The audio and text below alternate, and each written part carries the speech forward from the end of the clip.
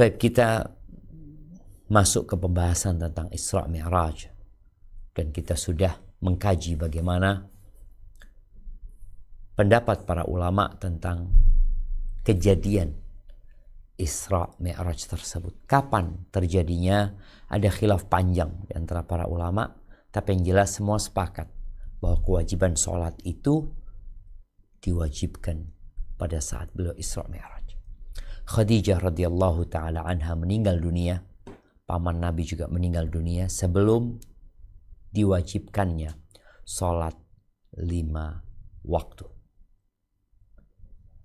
Khadijah radhiyallahu anha, paman Nabi Abu Thalib yang meninggal hanya berjarak 3 hari dari meninggalnya Khadijah, itu mereka meninggal ya kira-kira di bulan Ramadan di tahun 10 kenabian.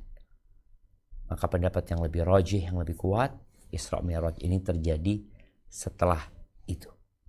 Setelah pulangnya Nabi alaihi salatu wassalam dari Taif untuk kembali berdakwah di kota Mekah yang telah menolak dakwah beliau alaihi salatu wassalam.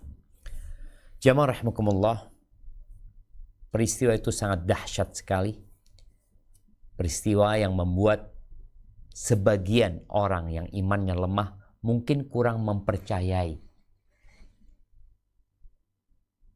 Karena menurut logika dia yang dangkal, mana mungkin dari Mekah bisa menuju ke Masjidil Aqsa di waktu yang sangat pendek sekali, lalu balik lagi ke Mekah.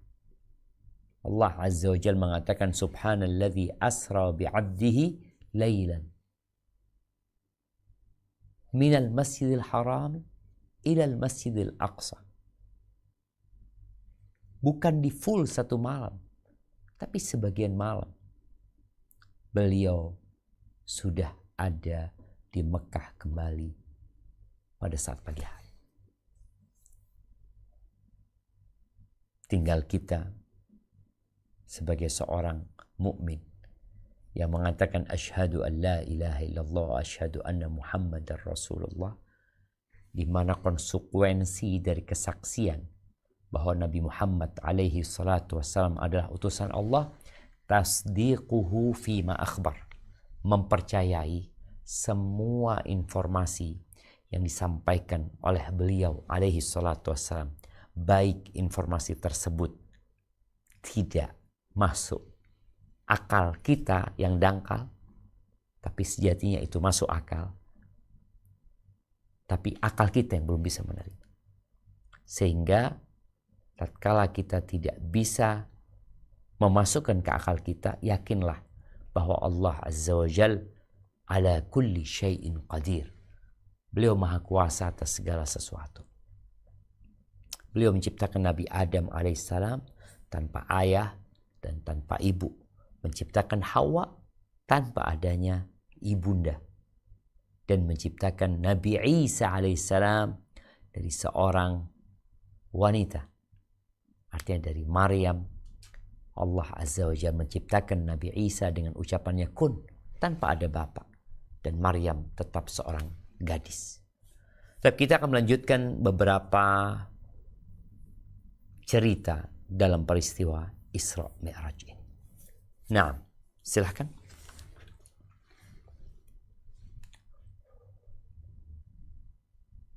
Kita sampai halaman berapa? 268 ya? Siap. Di dalam sebagian riwayat disebutkan bahwa kejadian pembelahan dada beliau terjadi juga kali ini. Dalam perjalanan ini, Nabi melihat dan mengalami kejadian yang bervariasi. Barakallahu fikum. Taib. Ana akan bertanya, ini kuis pertama. Kuis pertama. Berapa kali Nabi alaihi salatu wassalam dibelah dadanya? Kapan kejadian itu? Kejadian yang selanjutnya kita tahu nih, waktunya sebelum beliau Isra Mi'raj. Tapi berapa kali sebenarnya Nabi SAW dibelah dadanya? Dan kapan kejadiannya? Tafadhol, siapa yang mau jawab? 2 kali, Ustaz. Baik, 2 kali. Kapan? Ini yang kedua berarti. Peristiwa sebelum Isra itu peristiwa yang kedua. Yang pertama kapan? Pertama pas masih kecil, pas lagi main sama saudara susunya. Di mana? Beliau disusui sama siapa? Halimah tuh Sadiah. Nah, pertanyaan buat para santriwati. Afwan. Nah, Disusuinnya sama Halimah, Ustaz. oke, berarti di kampungnya Halimah. Peristiwa pertama itu di kampungnya Halimah Sa'diyah fi Baniyati Bani Sa'ad. Jadi peristiwa pembelahan dada Nabi SAW ada beberapa pendapat ulama. Ada yang mengatakan 4 kali, tapi sepertinya pendapat yang lebih kuat 2 kali. Yang pertama adalah ketika beliau masih kecil, ketika beliau masih di kampungnya Halimah Sa'diyah, ya kira-kira di antara umur 3 dan 4 tahun. Karena setelah masa susuan selesai, Halimah Sa'diyah meminta agar Nabi SAW dibalikin ke kampungnya. Pada masa itulah terjadi pembelahan dada Nabi SAW.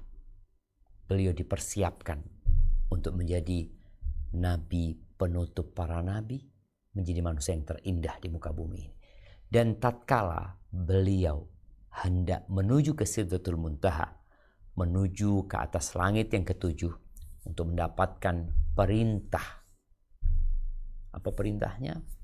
Perintah untuk menegakkan sholat 5 waktu ini.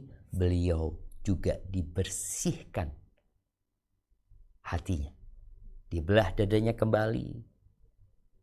Berarti kira-kira umur beliau pada waktu itu 50 tahunan. Umur 40 tahun dibelah, kemudian 46 tahun kemudian dibelah. Untuk dibersihkan bagian-bagian yang setan mungkin bisa menggoda Nabi Muhammad alaihi salatu wassalam. Sehingga hati ini akan mendapati banyak kejadian dan peristiwa. Kita akan baca beberapa kejadian. Taib, yang pertama. 1. Beliau ditawari susu dan khamar, lalu memilih susu. Kemudian dikatakan kepada beliau, engkau telah diberi petunjuk sesuai fitrah. Dalam lafaz yang lain, engkau telah mengenai fitrah. Sedangkan andai kata engkau mengambil khamar, tentu umatmu akan sesat. Barakallahu fikum.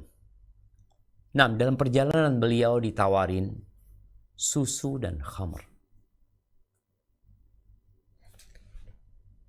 Jangan pernah dibayangin, lu kan khamar haram. Belum. Khamar itu baru diharamkan di Mekah. Jadi ditawarkan kepada Nabi SAW 2 minuman yang masih halal dua-duanya. Masih halal. Dan bangsa Arab mengkonsumsinya tanpa mereka dicela.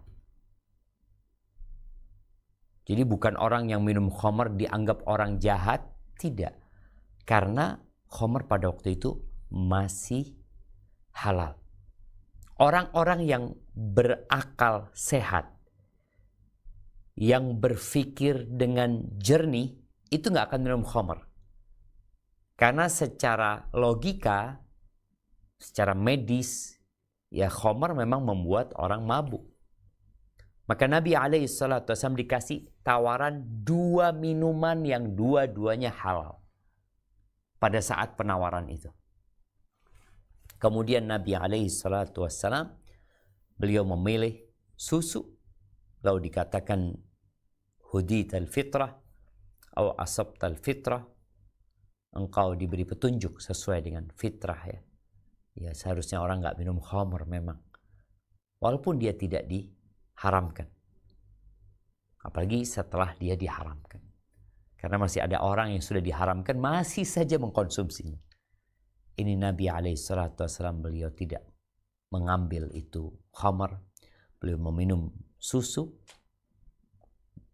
yang kalau Nabi memilih khamr, maka umatnya akan tenggelam dalam kesesatan. Barakallahu fiik. Baik.